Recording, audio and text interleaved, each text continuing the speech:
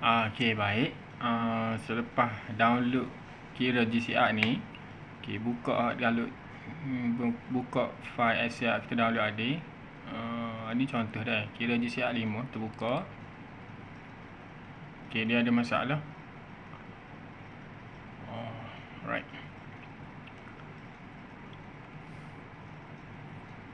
Dia ada masalah ni kan, tak boleh nak buka. Okey, jadi mula-mula sekali klik dulu ni, tekan F12 sekali. Jadi dia akan tumbik save as. Save as ni bagi je nama gapo-gapo. Bagi je nama file yang baru. Ni 5, saya letak 7. Okey, 7. Lepas tu save. Okey, bila save ni klik pada file.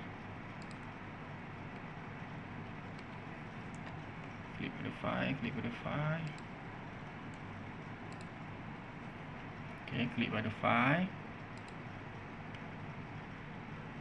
Pergi pada option.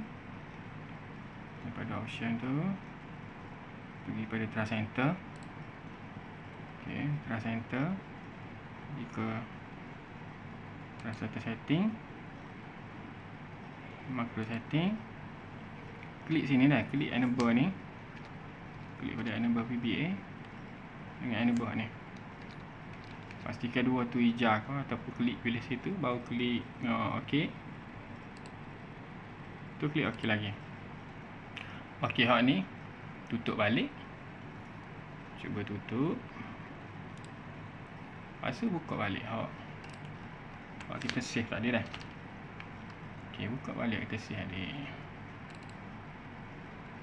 OK, bila dah buka baru jadi. Kalau dia paparan tibik gini, maknanya OK lah. Boleh guna sistem tu. OK, terima kasih. Assalamualaikum.